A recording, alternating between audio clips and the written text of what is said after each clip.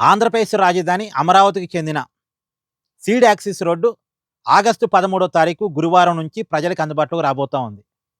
ఆంధ్రప్రదేశ్ ముఖ్యమంత్రి చంద్రబాబు నాయుడు గారు ఈ రోడ్డును అఫీషియల్‌గా ఓపెన్ చేయబోతా ఉన్నారు. అనేక అడ్డంకులు దాటుకొని మొత్తానికి రోడ్డు ప్రజలకు అందుబాటులో రాబోతా ఉంది. నిజానికి ఎప్పుడో కంప్లీట్ అయ్యి ప్రజలకు అందుబాటులో రావాలి. కానీ రకరకాల కారణాలు, రకరకాల అడ్డంకుల ఫలితంగా రోడ్డు నిర్మాణం లేట్ అవుతూ వచ్చింది. ఈ రోడ్డును వ్యతిరేకించిన జగన్మోహన్ రెడ్డి గారు కూడా ఇక రాబోయే కాలంలో ఈ రోడ్డు గుంట ప్రయాణం చేయొచ్చు. అంటే ఈ రోడ్డు నిర్మాణానికి ప్రధానమైనటువంటి అడ్డంకి ఏమొచ్చిందంటే, అవసరమైన భూమిని సేకరించే కాడ వచ్చిన ఇబ్బందులు. మొత్తం 21.77 కిలోమీటర్ల పొడవైనటువంటి రోడ్డు. 18 కిలోమీటర్లు ఎప్పుడో కంప్లీట్ అయిపోయింది. చివరన ఆ 3 కిలోమీటర్ల నిర్మాణం కాడే ఇబ్బందులు వచ్చి పడ్డాయి. దానికి ప్రధానమైనటువంటి కారణం ఏందంటే, కొంతమంది రైతులు భూములు ఇవ్వకపోవడం. దాదాపు 98% రైతులు స్వచ్ఛందంగా భూ సమీకరణ కింద భూములు ఇచ్చారు. కానీ ఒక 2% మంది రైతులు భూములు ఇవ్వలేదు. ప్రధానంగా పెనుబాక, ఉండవెల్లి దగ్గర ఉన్న రైతులు అమరావతికి భూములు ఇవ్వలేదు. దాంట్లో భాగంగానే కొంతమంది రైతుల భూములు ఈ సీడ్ యాక్సిస్ రోడ్ ప్రాంతంలో ఉండటం వల్ల రోడ్డు నిర్మాణం జరగడానికి అవకాశం లేకుండా పోయింది. ప్రధానంగా నిర్మలమ్మ అనేటువంటి రైతుకు సంబంధించినటువంటి 65 సెంట్ల భూమి డైరెక్ట్గా రోడ్డు మధ్యలో ఉంది. మరి ఆమె భూమి ఇవ్వకుండా ఆమె భూమిలో రోడ్డు వేయలేరుగా. అప్పటికీ ప్రభుత్వం భూములు ఇవ్వని రైతుల భూముల్ని భూసేకరణ చట్టం కింద తీసుకుందామని అనుకున్నారు. ఇప్పుడు భూ సమీకరణ వేరు, భూ సేకరణ వేరు. భూ సమీకరణ ఏమో అమరావతిలో దాదాపు 95-96% మంది రైతులు భూ సమీకరణ కింద ఇచ్చారు. అంటే వాళ్ళకి ప్రభుత్వం ప్రతి సంవత్సరం కౌలు చెల్లిస్తూ ఉంటుంది. అమరావతిలో డెవలప్డ్ ప్లాట్ని వాళ్ళకి ఇస్తారు. భూమిని ఇచ్చినందుకు గాను కౌలు ఇస్తారు, డెవలప్డ్ ప్లాట్ ఇస్తారు. కానీ భూసేకరణ కింద తీసుకుంటే ఇక కౌలు ఇవ్వటం, మళ్ళీ డెవలప్డ్ ప్లాట్ ఇవ్వటం ఉండదు. One time settlement. భూమిని తీసుకుంటారా, ఆ భూమికి మార్కెట్ వాల్యూని కట్టి వన్ టైం సెటిల్మెంట్ చేస్తారు. చాలా చోట్ల భూసేకరణ కింద ప్రభుత్వాలు భూములు సేకరిస్తూ ఉంటాయి అభివృద్ధి పనుల కోసం. ఇప్పుడు భూములు ఇవ్వనటువంటి ఈ కొద్ది మంది రైతుల భూముల్ని భూసేకరణ కింద ప్రభుత్వం సేకరించే ప్రయత్నం చేసింది. ప్రధానంగా ఈ సీడ్ యాక్సిస్ రోడ్డు కోసం 2 ఎకరాల 72 సెంట్లు భూమిని భూసేకరణ కింద తీసుకుందాం అనుకున్నారు. దానికోసం 7.5 కోట్ల రూపాయల ప్యాకేజీని కూడా ఆర్ఆర్ కింద కోర్టు దగ్గర డిపాజిట్ కూడా చేశారు.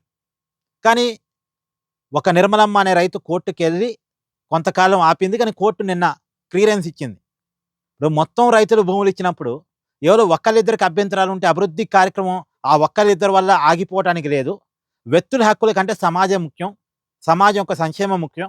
మొత్తం రైతులు వ్యతిరేక చెప్తే అది వేరు.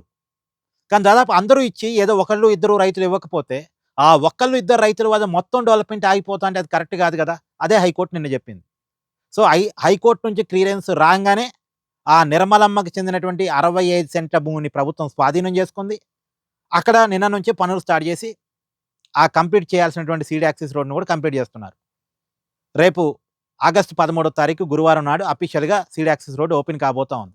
ఇప్పుడు నిజానికి ఈ భూమి ఇవ్వకపోయినా ఏం చేశారంటే టర్న్ పెట్టారు. అంటే ఇటువైపు రోడ్డు నుంచి 60 సెంట్ల భూమిలోకి రోడ్డు తగలకుండా చుట్టూ తిప్పి తీసుకొచ్చి వేరే రోడ్డు కనెక్ట్ చేశారు. కానీ చుట్టూ తిప్పాల్సి వస్తుంది. కానీ ఇప్పుడు ఆ భూమి భూసేకరణ కింద తీసుకోవడానికి హైకోర్టు గ్రీన్ సిగ్నల్ ఇవ్వటం వల్ల ఇక ఇబ్బంది లేదు. డైరెక్ట్గా ఆ నిర్మలమ్మ 60 సెంట్లలో నుంచే రోడ్డు వేస్తారు. ఇదంతా కూడా ఏం లేదండి, వైఎస్ఆర్ కాంగ్రెస్ పార్టీ వాళ్ళకున్న ఓట్ బ్యాంకు, వాళ్ళకున్న రైతాంగం ఒక 4-5% రైతులతోటి ఈ అమరావతి నిర్మాణాలు ఆపాలి అని చెప్పేసి భూములు ఇవ్వకుండా ఆపే ప్రయత్నం చేసింది. దానివల్ల వచ్చినటువంటి ఇబ్బందులు చాలా. కానీ ఏం చేస్తారు, భూములు ఇవ్వనప్పుడు భూసేకరణ కింద తీసుకుంటారు. భూసేకరణ కింద తీసుకుంటే చాలా ఇబ్బంది. భూ సమీకరణ కింద తీసుకుంటే రైతులకి మంచిది. ఎందుకంటే వాళ్ళకి డెవలప్డ్ ప్లాట్ వస్తుంది కదా, కౌలు వస్తుంది, డెవలప్డ్ ప్లాట్ వస్తుంది. కానీ భూసేకరణ కింద తీసుకుంటే ఏమొస్తుంది, వన్ టైం సెటిల్మెంట్ వస్తుంది.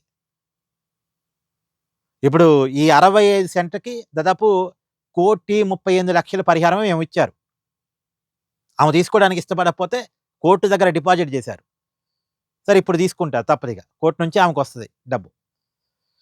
సో ఇది మొత్తానికి సీడ్ యాక్సిస్ రోడ్ అనేక అడ్డంకులు దాటుకొని ఎప్పుడో కంప్లీట్ కావాలి. కానీ ఇప్పుడు మొత్తానికి కంప్లీట్ అయింది, ప్రజలకు అందుబాటులో రాబోతా ఉంది. ఇది ఒక మంచి పరిణామం. చూస్తున్న అంటే కళ్ళ ముందే జగన్మోహన్ రెడ్డి గారి కళ్ళ ముందే అమరావతి నిర్మాణం జరుగుతా ఉంది. ఇప్పటికైనా జగన్మోహన్ రెడ్డి గారు తన ఆలోచన మార్చుకొని, ఇక అంతా కళ్ళ ముందే కనపడుతున్నప్పుడు, డెవలప్‌మెంట్ అవుతున్నప్పుడు, ఇంకా పాత ఆలోచనలతో ఇంకా నేను అమరావతిని ఒప్పుకోను, ఇంకేదో మావిగాను, ఇంకేదో అనటం కంటే రియాలిటీలోకి రావటం మంచిదనేది. ఎప్పుడైనా రాజకీయాలు రియాలిటీలో ఉండాలి. నిజానికి ఈ రోడ్డు జగన్మోహన్ రెడ్డి గారు కంప్లీట్ చేసి, ఓపెన్ చేసుంటే ఆయనకెంత మంచి పేరొచ్చుండేది. ఇప్పుడు ఈ రోడ్డుని చంద్రబాబు నాయుడు గారు ఓపెన్ చేయటానికి ఉన్న కారణం జగన్మోహన్ రెడ్డి గారే.